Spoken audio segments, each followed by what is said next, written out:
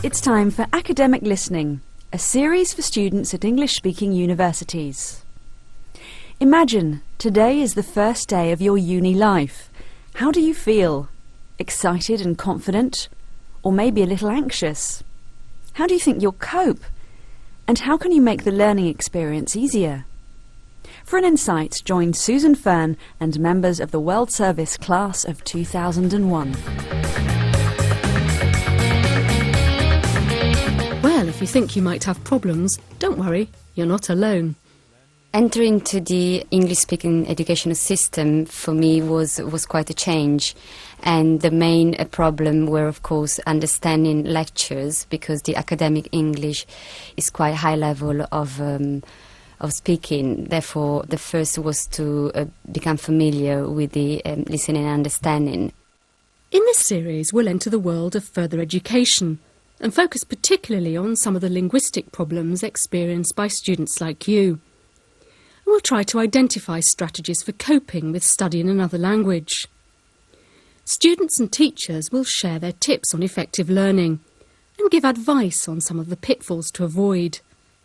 There'll be a mix of theory, practice and personal experience. In this first programme, we focus on a special kind of English course designed to prepare students for their studies. It's called EAP. EAP is actually studying English for academic purposes. Christine Reeves teaches at Bell Norwich, a language school in the east of England. That means studying English, the kind of English that you're likely to need to cope with life and with studying at a British university or any other English-speaking university. It could be the United States, it could be Australia, and it prepares them, it gives them the necessary skills which enable them to manage their studies. English for academic purposes is a particular kind of English used by a particular group of people. If you speak academic English, you'll know a special vocabulary associated with your subject, and you'll be used to writing or speaking in a particular way. You'll know how to structure an essay or a report, for example, and you'll be familiar with the language used in lectures, seminars and tutorials. If you study EAP, you'll practice special language skills for studying at a high level, and you'll gain a number of useful strategies to make your learning more effective. Christine Reeves again. Most EAP courses would cover various components. For example, here at Bell, the components that we would always cover would be study skills. The students would also do quite a heavy component of writing. There would be a lecture, a weekly lecture, to help them practice their various skills. And there would normally be a component of social English, just to make sure that they can manage different situations, for example, at the bank and that kind of thing. An EAP course introduces you to the special language associated with the academic world, common words, expressions and particular structures. It provides a range of advanced study skills. A good EAP course will give you training in general English as well. During your university course, you'll lead a double life: on duty, as a student, grappling with academic ideas in academic English, and off duty in everyday situations using less formal English. It's not unusual to have problems in both areas. I would like to be more fluent with my speaking, because I've got the ideas in my mind, but I don't have the enough language to transmit my ideas. That's my problem. Initially, the problems they face are probably of an academic nature.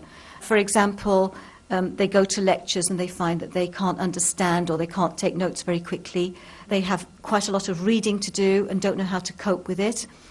On top of that, it could be their first experience of living in a foreign country, and so they're unfamiliar with some of the systems that we have here, like registering with a doctor, and then just basically making friends. They could feel incredibly lonely and isolated. These are the kind of problems that they will face when they first start university.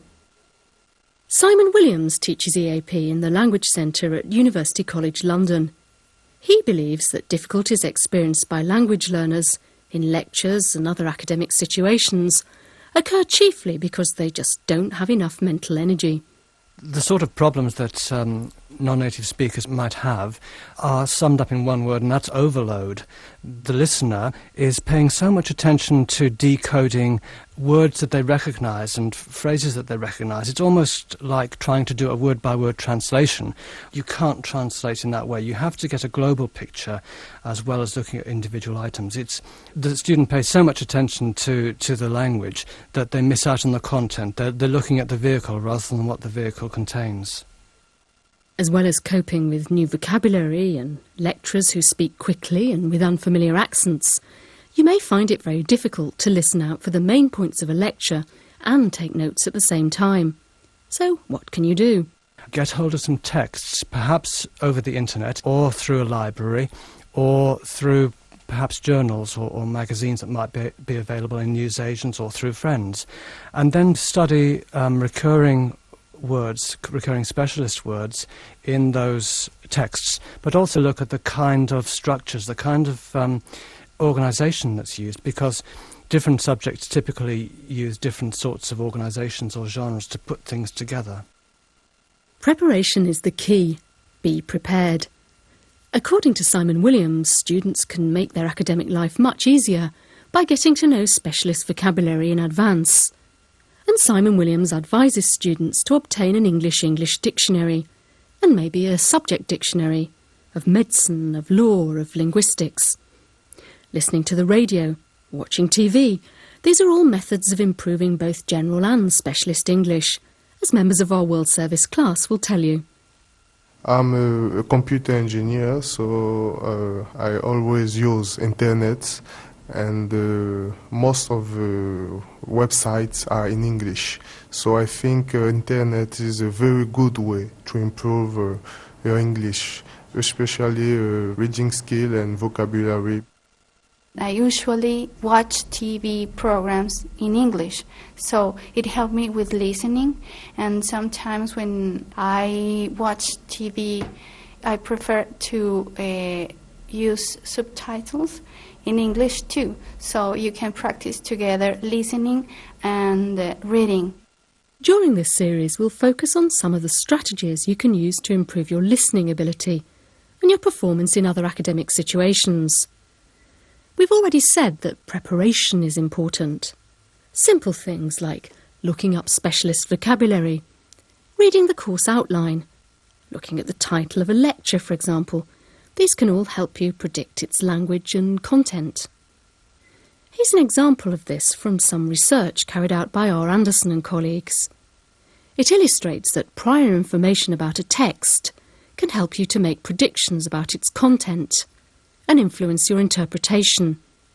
Here, prior information comes in the form of the title. A prisoner plans his escape. Rocky slowly got up from the mat, planning his escape. He hesitated a moment and thought. Things were not going well. What bothered him most was being held, especially since the charge against him had been weak. He considered his present situation. The lock that held him was strong, but he thought he could break it.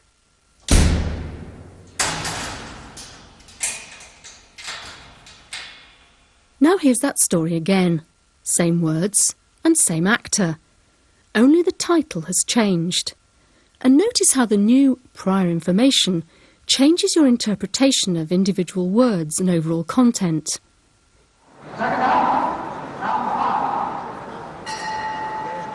A wrestler in a tight corner. Rocky slowly got up from the mat, planning his escape. He hesitated a moment and thought. Things were not going well. What bothered him most was being held, especially since the charge against him had been weak. He considered his present situation. The lock that held him was strong, but he thought he could break it.